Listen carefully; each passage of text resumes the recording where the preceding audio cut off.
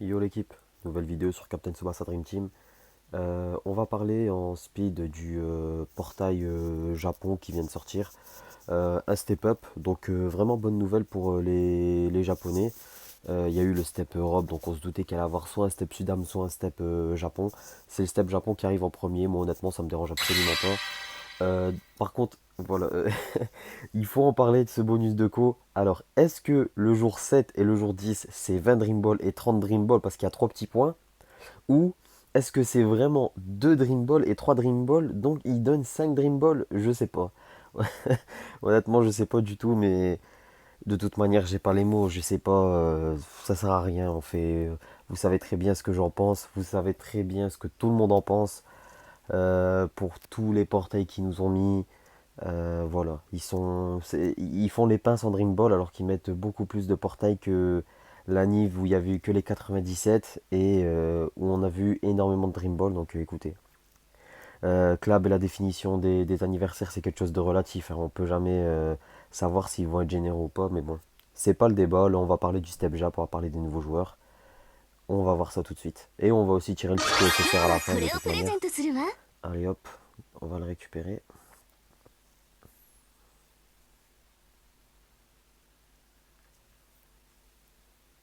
Là, vous voyez la puissance de ma connexion. Hop, il est là. Petit ticket SSR. Tranquille. Alors, on va aller voir les nouveaux joueurs en speed. Tac.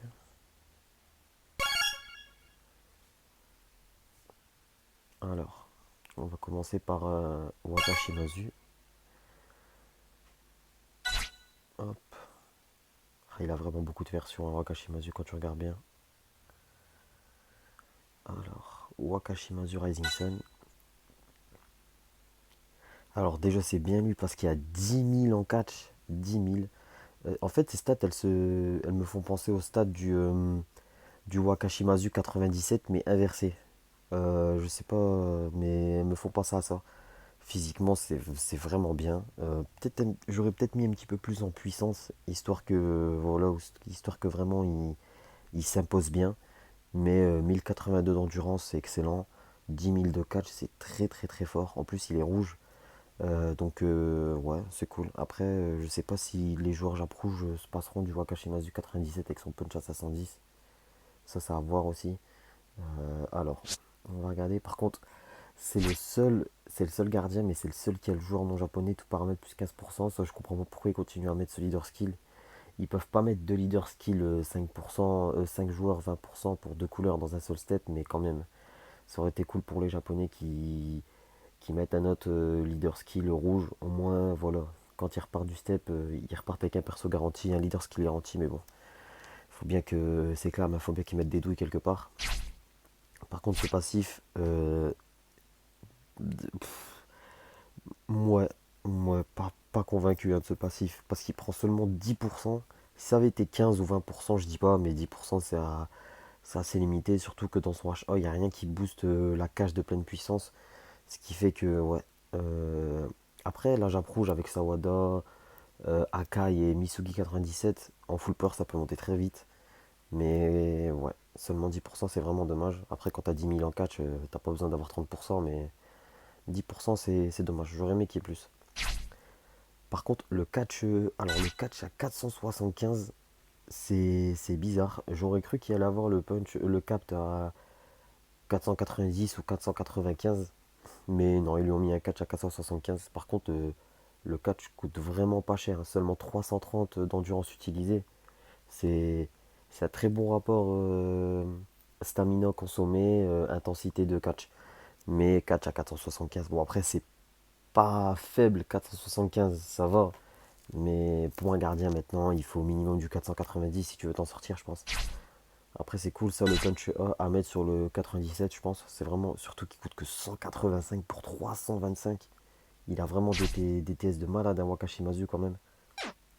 Moi, j'aime bien ce gardien. Le seul truc qu'il dessert un peu, c'est son passif. Et pour son HA, c'est Salinas Tier, Salinas World Cup 2018. Ce passif, en fait, il n'y aura absolument aucun boost de stats s'il n'est pas en full power sur les tirs au sol. Donc voilà, c'est un peu compliqué, même si c'est vrai qu'il y a beaucoup maintenant d'attaquants qui ont souvent des reprises et des retournées, ça c'est vrai. Les attaquants maintenant ils ont un panel beaucoup plus large concernant les frappes, mais quand même, quelqu'un qui voit Swaka Shimazu, il va pas faire le mongol, il va tirer au sol à chaque fois.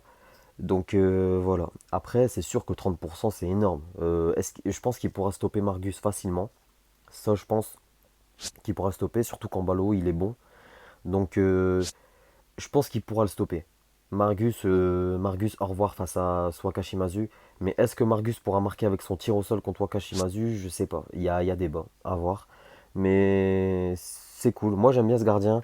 C'est juste dommage pour son passif. Je le trouve assez léger.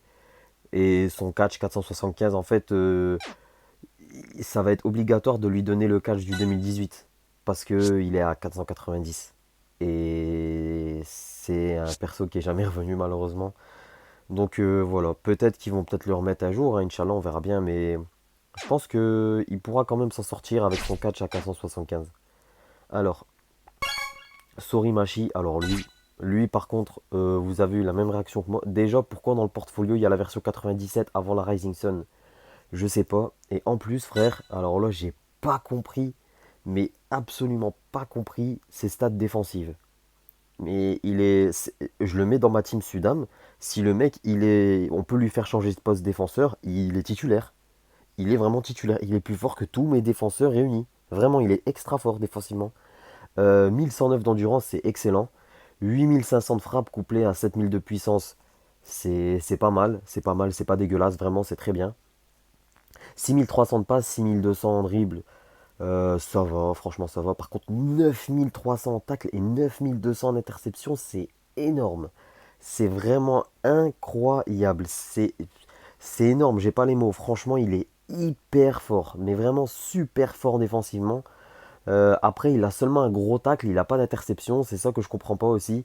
Ça rend la répartition de ses stats encore plus bête parce que le mec, il a aucune thèse d'interception.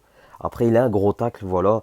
Donc, je pense que sur les défenseurs qui, par exemple, voudront gagner du full power avec lui, tu réfléchiras 2 secondes. Bon, Robson, au moins, avec sa bonne lecture, même si le mec fait tacle, je pense qu'il devrait passer quand même.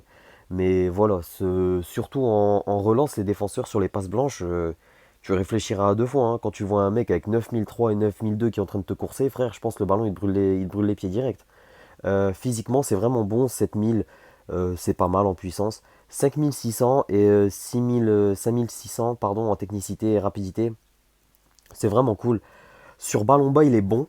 Ça, il faut le noter. Sur ballon bas, il est bon. Pourquoi? Parce qu'il a une tête plongeante. Sa tête plongeante, elle est vraiment moyenne.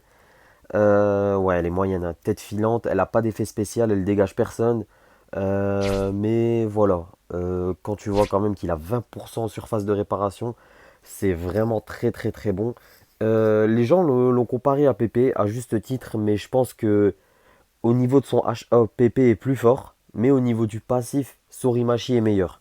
Parce que PP, son passif dépend du full power, donc c'est un passif qu'il n'aura pas constamment. Sorimachi non plus, mais Sorimachi aura son passif beaucoup plus accessible, aura son passif ouais, beaucoup plus facilement que PP, vu que PP tu dois attendre le full power, alors que lui c'est un attaquant, il sera beaucoup plus en proie à aller en surface de réparation, ce qui est logique, tu vas pas aller au milieu de terrain quand tu es un attaquant, encore moins dans le jeu.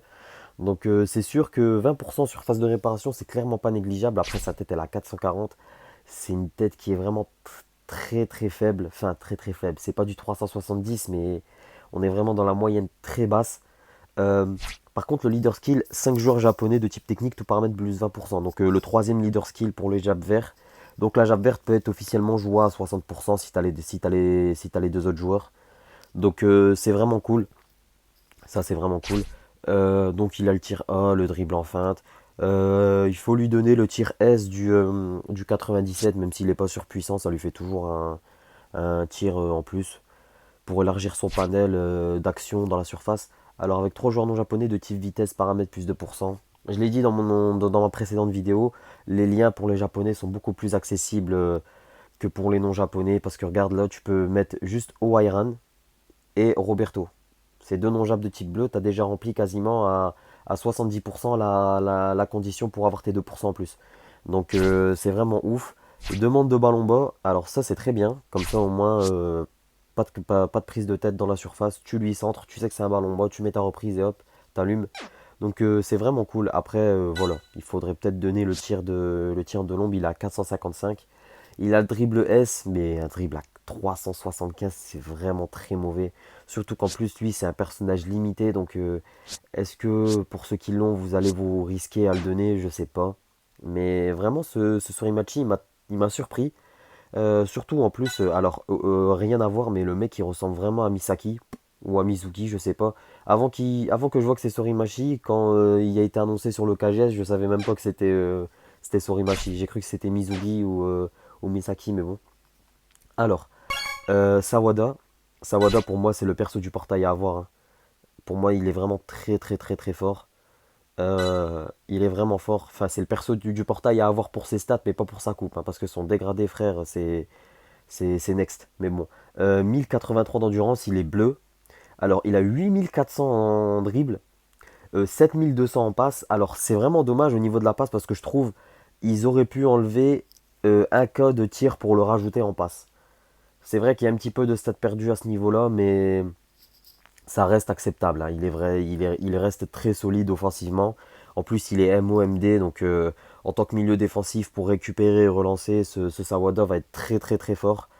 Défensivement aussi, c'est très très bon. La répartition, elle est excellente. C'est la même répartition que pour Sorimachi défensivement, sauf que lui est plus fort. Euh, 7400 en tacle et 7500 d'interception, c'est vraiment très très bon. Vraiment très très bon. Vraiment, hein. Très très bon. T'avoisines pas encore les 8000, mais vraiment c'est très fort. Moi j'aime beaucoup la répartition des stats qu'ils lui ont mis. Ils ont arrêté de mettre des stats perdus sur le contre ou sur la puissance pour des joueurs qui ne contrent pas et tirent pas. Donc c'est vraiment cool d'avoir pensé à ça. Euh, Rapidité 6600 et technicité 6300. Bon, physiquement c'est un petit peu... C'est pas ouf, mais voilà, ça reste vraiment acceptable. 1083 d'endurance, donc c'est vraiment pas mal. Alors, lui, il apporte le leader skill pour les japonais bleus, donc avec 5 joueurs japonais de type vitesse, tout paramètre plus 1%. Ça fera du nouveau pour la Jap bleue qui défensivement est infranchissable limite. Et surtout au milieu de terrain, bon voilà, t'avais Akai, t'avais les Mizuki, tout ça, mais c'est mieux de mettre un Sawada comme ça, surtout qui remplacera le Sawada Dreamco qui booste Yuga. Euh, voilà, donc son passif, mettre de la zone centrale, donc paramètre plus 15%, il aura quasiment tout le temps son passif s'il joue MD. S'il joue MO un peu moins, mais s'il joue MD, il sera quasiment toujours au milieu de terrain, donc c'est vraiment excellent ce passif. Il a un dribble S, enfin, j'ai envie de dire pour les japonais, la fin du dribble habile du Perso League. Enfin un dribble, il a 440, c'est pas un dribble à 475 ou 490 comme les Diaz, mais 440, franchement, je trouve que c'est une belle victoire pour les Japonais, surtout pour Sorimachi, pardon, pour Sawada, parce que son dribble de la ligue, même quand tu faisais le bon choix face à des intercepteurs, tu te faisais reprendre le ballon à chaque fois parce que son dribble est pas assez fort.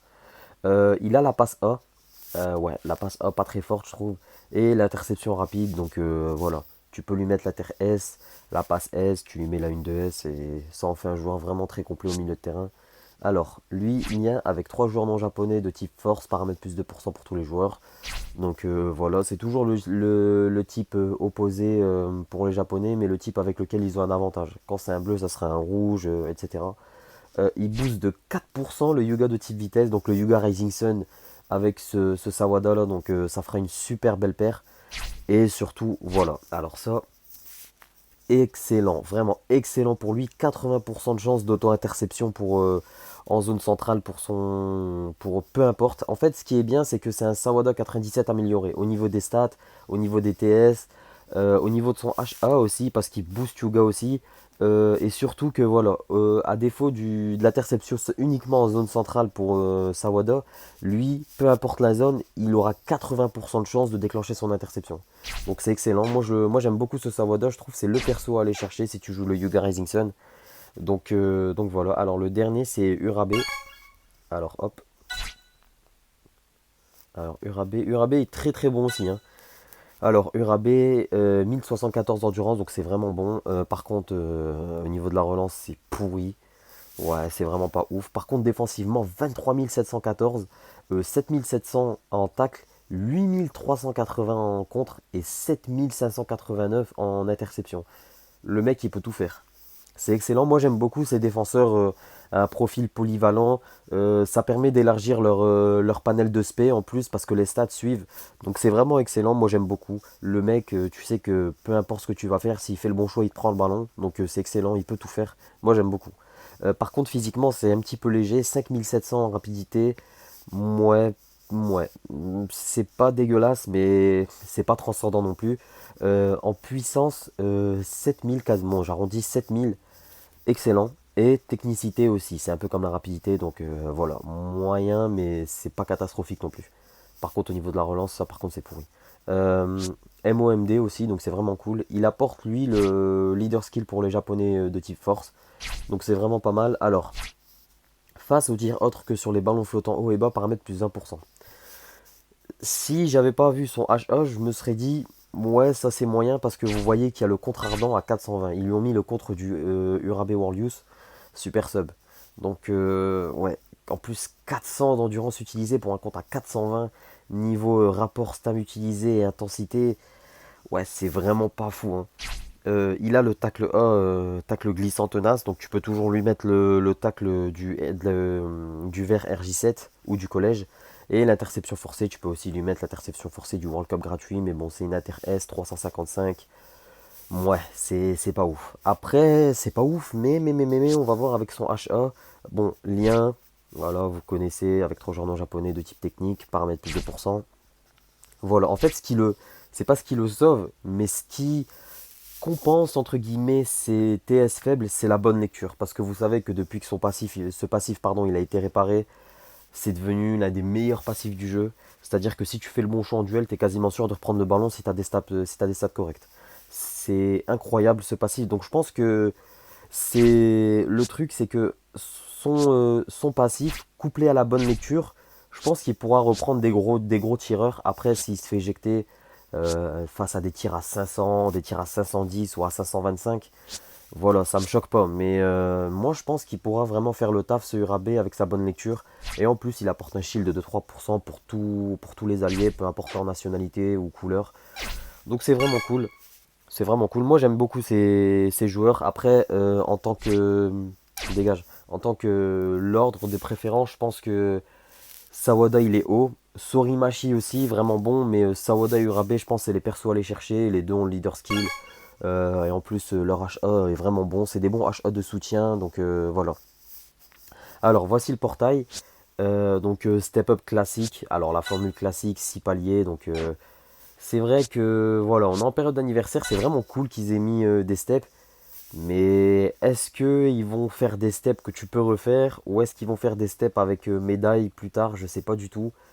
Bon, je pense qu'ils sont clairement pas partis pour faire ça, mais voilà, moi j'aime bien lancer quelques hypothèses comme ça. Donc c'est vrai que c'est un petit peu compliqué parce que voilà, on se dit que les steps ils sont assez rares pour l'instant dans le jeu, mais après c'est vrai que mettre un step, c'est toujours une bonne idée, mais voilà, pourquoi pas mettre une nouvelle formule de step ou mettre des steps avec des médailles, comme ça au moins, si tu as le joueur que tu souhaites pas avoir, au moins tu peux t'en chercher un dans le shop.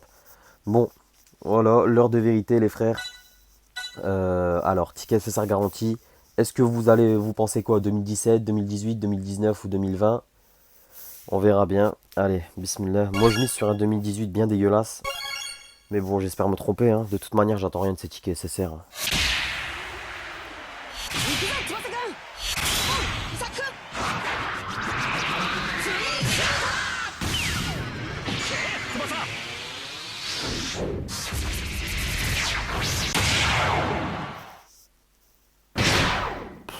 Oh là là là là, putain. Bon, bon. J'en attends rien, mais à chaque fois, qu'est-ce que ça me gonfle. Bon, les frères, bonne chance aux joueurs Jap qui vont invoquer sur ce portail. J'ai vu sur Twitter bon, que je suis beaucoup de Twitter japonais, hein. Mais sur le Twitter en général, j'ai vu vraiment beaucoup de braquages. J'ai vu des joueurs partir avec les 4 joueurs. J'ai débloqué, franchement, C'est vraiment des gros braquages que j'ai vus sur Twitter. Après, c'est vrai que Twitter, ça résume pas l'ensemble des joueurs, mais j'espère que vous allez dropper l'équipe. J'espère que ceux qui vont invoquer vont repartir avec le leader qu'ils souhaitent. Je vous le souhaite vraiment. Moi, je suis toujours dans l'attente d'Astep Sudam, donc voilà. Je vais continuer à économiser les Dream Ball et continuer à prendre les packs à 50 centimes parce que moi, je fais jamais les singles à une Dream Ball. J'ai jamais de chance, donc je préfère tout garder. Ouais, je sais, je suis une grosse pince. Donc voilà. Prenez soin de vous l'équipe et encore merci pour l'accueil que vous avez réservé à mes deux vidéos. Je sais, je vous ai aussi remercié dans la deuxième vidéo. Ça fait un petit peu redondant, mais je voulais vous remercier parce que vraiment ça me fait plaisir. Ça me motive, comme je vous dis, à faire encore plus de vidéos et voilà. Bonne chance pour vos poules les frères et à la prochaine.